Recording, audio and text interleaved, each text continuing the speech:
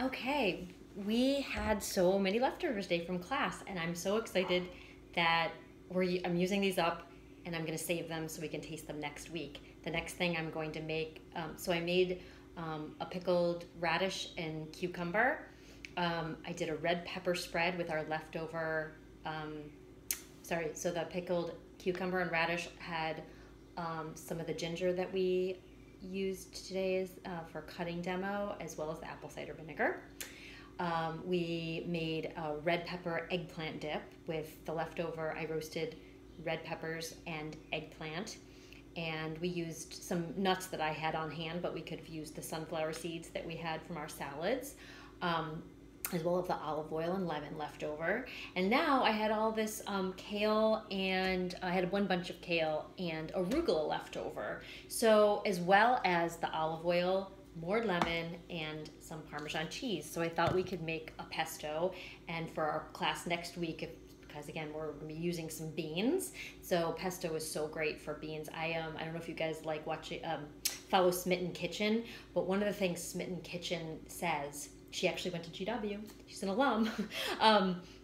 Smitten Kitchen says that she likes to use beans in replacement of, or she likes to treat beans like pasta, actually. And so she'll just toss chickpeas in a sauce with lemon and artichokes and mushrooms. So anyway, so that's what we can do with this pesto, as well as with the red pepper sauce. Maybe try them with some beans. So I have a bunch of kale, and then I have one clove of garlic. I'm gonna pulse. Oops, that wasn't pulse.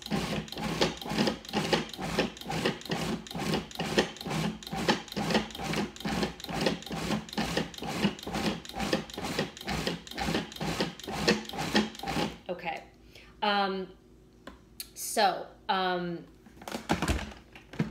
I was wanting to put the arugula in here, but I'm feeling like this is enough.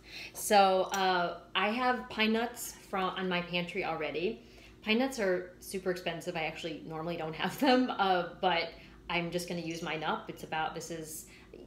Typically a pesto could use like 1/4 to 1/2 cup of pine nuts. Toasted is even better because you get more flavor from it. So I'm going to pulse again. But again, to make this more affordable, sunflower seeds, pepitas, those are all great alternatives.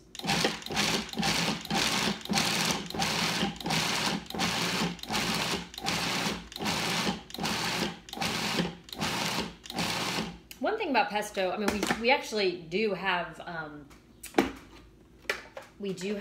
basil left over too, but I might do something else with that. But we could throw in the basil that we had left over from class. And then a really cool tip I heard about pesto, particularly with basil pesto, is sometimes it's not like quite that bright green that you get from this kale. And so I've seen a pesto recipe that has basil and green parsley combined. And I'm seeing now that kale, it's so brilliant and beautiful that would be another way to get your kale a little more green. I'm also going to squeeze in some lemon. We had lemon left over from class today. And I'm just going to do juice of 1 lemon. That acid is just going to give it a nice pop, where the Parmesan cheese will give it that nice umami flavor. So the two go really well together. They'll complement with the vibrancy of this fresh kale. Okay, and so I'm going to turn this back on and then stream in about... we'll see. You'll see how the consistency goes. It'll be probably about 2 to 4 tablespoons of, probably closer to 4 tablespoons of olive oil. I've seen pestos with 3/4 cups of olive oil. Again, since we're a culinary medicine class and just watching the calorie dense kinds of ingredients, I'm gonna be a little conservative here.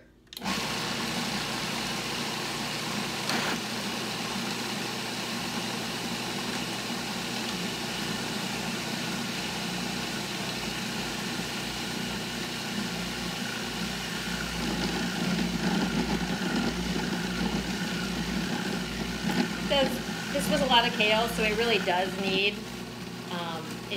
that, just a little bit more oil. It's a little bit more than I wanted. Okay.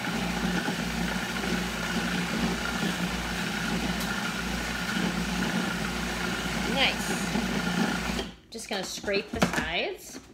And this is a nice and chunky kale, I would say, or kale pesto, I would say, but I am gonna keep it chunky. I'm actually just gonna add a little bit more lemon juice. Get a little more liquid in there.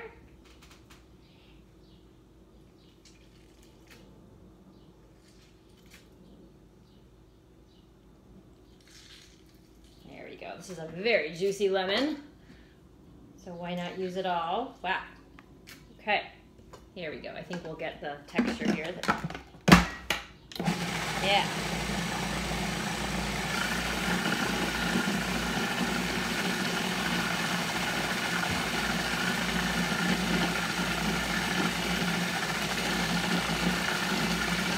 Now, I am gonna freeze most of this for us, but I want to show you what this looks like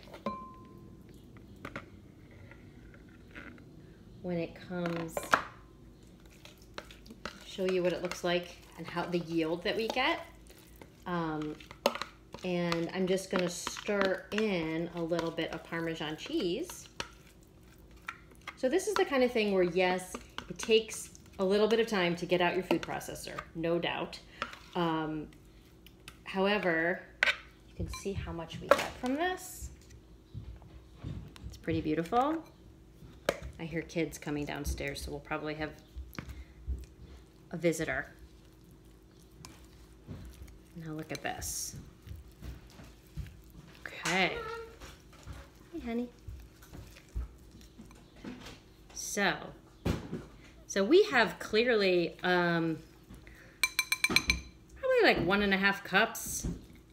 I'm trying to eyeball this here of this beautiful kale pesto. I'm gonna take a little taste. And this is great, as I was saying about this would be great with beans. This would be also great with scrambled eggs, with chopped tomatoes and cucumbers and tossed in. That's really good. Woo! It's really good. The lemon really hits it nicely. So again, I'm gonna save this for us.